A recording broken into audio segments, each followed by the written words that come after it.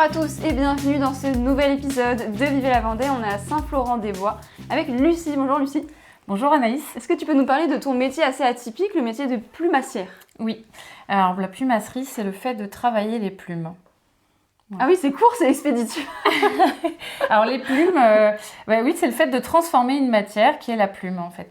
La plumasserie, ça existe depuis très très longtemps. Dans les années 30, c'était vraiment, à l'époque Gatsby, c'était vraiment très tendance, en aigrette sur les chapeaux ou même dans les coiffes. Ça pouvait même être un art militaire encore plus ancien. Donc moi, je l'ai découvert en 2020 pendant le Covid. Et en France aussi, c'était quelque chose de reconnu, d'apprécié dans la mode, dans le style. C'est complètement ça, ouais. Ça permettait de se distinguer dans la société. Les personnes qui étaient, on va dire, qui avaient une situation plus haute que d'autres pouvaient porter ce genre d'apparat, en fait. Et aujourd'hui, c'est plutôt accessible à tous, c'est ça? C'est devenu très contemporain, oui, effectivement. Alors moi, la plume, je la transforme en bijoux ou en accessoires déco, mais c'est vrai qu'effectivement, au départ, c'était beaucoup plus dans le milieu de la mode, dans le milieu artistique, dans le spectacle. Le carnaval, et les cabarets? Dans les cabarets, on le connaît aussi à Venise sur les masques. Enfin voilà, c'était plus d'un outil de déguisement. Ouais. Et aujourd'hui, on le porte fièrement. Et facilement au quotidien. Oui. Quoi. Ouais. Et donc toi, la spécificité, c'est que c'est des vrais animaux. Et c'est pour ça qu'on a fait un épisode avant avec un chasseur, parce que lui te donne des plumes. Oui, alors les plumes sont toujours issues des animaux en général. Souvent, j'entends des plumes synthétiques. Honnêtement, c'est beaucoup plus simple d'avoir des vrais que de fabriquer du synthétique. Donc le synthétique, faut s'enlever cette idée, ça n'existe pas. Ce sont des plumes teintées la plupart du temps, donc ils vont être issus soit des élevages d'Inde ou des élevages de faisans ou de coqs qui après sont nettoyés et teintés dans la masse. Mais là, moi, dans ce cas-là, c'est pas forcément une plume qui m'intéresse plus que ça. Moi, je préfère l'aspect naturel de la plume, donc effectivement, par le biais de collecte, soit issu de la chasse, donc comme on a pu le voir avec Guillaume, soit issu de la mue, parce que les oiseaux perdent leur plume naturellement, d'une année sur l'autre, ils se renouvellent. Et moi, à ce moment-là, je passe chez des collectionneurs ou des éleveurs, et je les collecte, je les nettoie, et ensuite, elles sont travaillées en bijoux ou en accessoires. Moi, je vais les mettre dans un bain antiseptique. Alors, je dis un bain, mais en fait, elles vont passer au moins 3 bains antiseptiques différents. Avant ça, elles auront été aussi congelées. Ça va éliminer le risque bactérien, microbien ou parasitaire. Une fois qu'elles sont bien nettoyées, elles passent sur des tapis absorbants comme ça. Elles restent 24-48 heures. Ça met pas mal de temps à sécher, mais une fois que c'est bien sec, ça reprend toute sa forme. Donc, la plume n'est pas fragile puisqu'elle a quand même été dans l'eau et brassée bien avant. Et ensuite, je viens me séparer du duvet qui ne m'intéresse pas dans mes prochaines créations. Donc soit je viens comme ça étirer le duvet si je veux garder la tige. Voilà.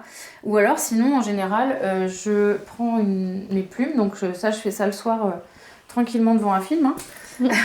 Et je viens comme ça avec ma pince coupante récupérer vraiment ce qui m'intéresse. Et une fois que ça c'est fait, des fois elles peuvent être mélangées par espèces, et bien je vais les trier dans mes compartiments. Là par exemple, ça c'est du faisan. Au tout départ, le faisan il est dans cet état-là, quoi. Donc c'est des oiseaux qui sont forcément locaux ou pas? Oui, c'est assez local. Au départ, j'allais un petit peu au-delà, j'allais dans le pays de la Loire en fait. Mais après, ça peut bouger en fonction des années, parce que je vais avoir un éleveur qui a finalement arrêté son exploitation. Il n'y a pas de maltraitance animale dans le sens où les oiseaux issus de la chasse sont chassés et mangés. Et puis pour les autres, c'est de la mue, je ne tue pas les perruches. Avant de faire ça, tu faisais aussi un peu d'art? Alors, j'ai toujours travaillé la matière et la couleur. Mon premier métier, j'étais peintre décoratrice, donc j'ai fait toutes mes formations dans ce milieu-là. J'ai travaillé 20 ans dans la peinture. Et puis en parallèle de notre entreprise de peinture avec mon mari, j'ai commencé à faire des bijoux pour le plaisir, à monter une petite structure et finalement faire des marchés, me faire découvrir un petit peu. Et la plume s'est imposée à moi en 2020 parce qu'on n'avait plus l'occasion de sortir des ateliers. Et du coup, j'ai découvert la plumasserie. Je ne connaissais pas le métier. Non, pas du tout. Pas du tout. Et je l'ai fait vraiment en autodidacte, en me documentant, en regardant des vidéos pour connaître un petit peu le fonctionnement. J'ai étudié même à faire l'école, mais il n'y en a qu'une sur Paris. reprendre des études en CAP, mais avec maman de 4 enfants, un peu compliqué de partir en dehors de la maison, surtout sur 2 ans. Mais qu'est-ce qui te plaît dans la plume? Enfin, ça t'a attiré tout de suite parce que c'est un mélange de de matières, la nature, tout ça? C'est une matière qui est super résistante. Souvent, on me dit ça doit être fragile. Alors, il ne faut pas oublier que l'oiseau, lui, il ne s'en préoccupe pas. Qu'il pleuve, qu'il neige, qu'il vente, il est toujours de sortie. Donc, c'est un matériau qui est imputrescible, qui est hyper souple. Chaque matériau a un point de rupture. Alors moi, ça, c'est de mes formations de peinture dont je me sers à ce moment-là quand je fais un peu l'analyse du matériau. Mais finalement, c'est pas si différent qu'une peinture ou un enduit. Et donc, je me suis rendu compte que les plumes, il y en avait beaucoup. Il y avait beaucoup d'espèces d'oiseaux différents. Des espèces d'oiseaux non protégés, parce qu'après, il a fallu que je me rencarde aussi là-dessus, sur l'aspect de la législation, en fait, de ce que j'avais le droit de faire et ne pas faire. Tu fais attention à ça? Oui, du coup, alors il y a la LPO pour ça, hein, la Ligue de protection des oiseaux, qui eux peuvent vous renseigner sur la provenance des oiseaux, sur ceux qui sont protégés ou non. Après, moi, c'est au fur et à mesure des rencontres, et puis de la documentation, mais voilà, j'ai fait la rencontre d'ornithologues, de gardes-chasse, gardes-pêche, des gens passionnés par le milieu. J'ai des éleveurs aussi qui me renseignent beaucoup, parce qu'eux aussi, ils ont des contraintes professionnelles. Donc, avec tout ça, j'ai réussi à faire la part des choses entre ce que j'avais le droit de travailler ou non en termes de plumes, des plumes de paon. Et là, t'as rien peint du tout, c'est non, totalement c'est naturel. la couleur naturelle. Ouais. Si j'utilisais de la plume teintée, là j'en ai un petit peu au fond. En fait, le fond ici, c'est de la plume de dinde teintée, mais tout de suite ça éteint les effets. Il n'y aura pas d'effet irisé, il n'y aura pas d'effet de lumière en fait dans le produit. Alors que là, voilà, je vais avoir des effets en fonction du soleil. On n'aura jamais la même paire aux oreilles en fait. Donc les modèles, on va commencer à peu près à 40 € la paire de boucles. Et par exemple, effectivement, sur des plus grands modèles, on est plutôt autour de la centaine en fait. Voilà. Et après, pour des très grands produits, ça peut être donc le plastron par exemple que tu portais tout à l'heure, et plus aux alentours de 300 €.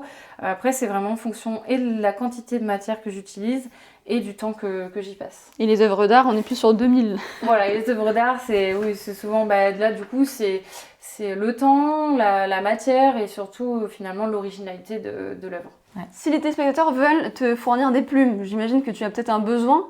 Oui, toujours en fait, puisque comme d'une année sur l'autre, les points de collecte varient et que j'ai des personnes qui vont être fidèles et qui vont penser à moi d'une année sur l'autre. Mais sinon, effectivement, si les gens jettent les plumes ou les passent dans l'aspirateur, je suis intéressée pour tout ce qui est plumes de mue. Et puis pareil pour les chasseurs, alors je leur demande pas d'être à 50 km d'ici, quoique Guillaume est assez loin, mais voilà, ça peut être des chasseurs du coin aussi.